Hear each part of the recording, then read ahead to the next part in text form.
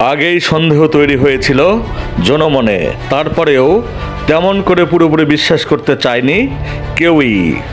RAB 12 জাল ছিন্ন করে বের করে এনেছে রহস্যে আড়াল করে রাখা হত্যা কাহিনী।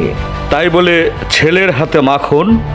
মা ছেলের ভালোবাসা কি এতটাই ঠুনকো?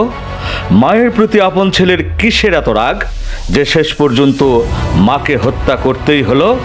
ভাবতে গিয়ে অবাক হয়েছেন অনেকে, ভয়ে শিউরে উঠেছেন কেউ কেউ।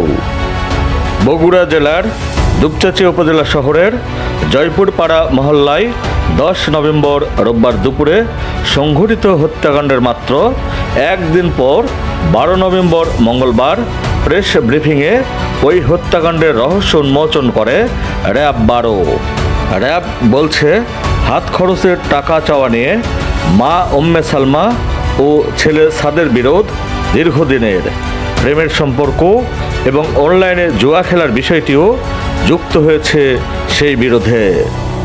ছেলে সাদের বখে যাওয়ার বিষয়টি কি কোনো রকমে টের পায়নি বাবা দুপচাঁচিয়া দারুস সুন্নাহ কামিল মাদ্রাসার ভাইস প্রিন্সিপাল মাওলানা আজিজুর রহমান? মা ছেলের বিরোধের কথা কি জানতেন না তিনি? পরিবারের বিষয়ে উদাসীন থেকে কেবলই কি সম্পদ অর্জনের পিছনে ছুটেছেন মাওলানা আজিজুর রহমান?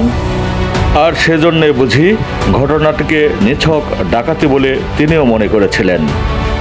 কিশোর বয়সের সাদ আপন মায়ের হত্যাকাণ্ড ঘটিয়ে অনেকটাই ধীর স্থির ছিল। ছক কষেছিল ডাকাতির ঘটনা প্রচার করার জন্য, আর তাৎক্ষণিকভাবে সফলও হয়েছিল সে। এই কিশোর বয়সে অপরাধ আড়াল করতে কেমন করে অভিনয়ের জন্য এতটা সক্ষম হয়েছিল? তবে কি অল্প বয়সেই সাদ পাকা খেলোয়াড়? আইন খুঁজবে সব প্রশ্নের উত্তর। দুপচাঁচিয়া থানার অফিসার ইনচার্জ ফরিদুল ইসলাম জানান, এ ব্যাপারে থানায় একটি হত্যা মামলা দায়ের করা হয়েছে। সত্যের সন্ধানে ডেস্ক, দুপচাঁচিয়া, বগুড়া।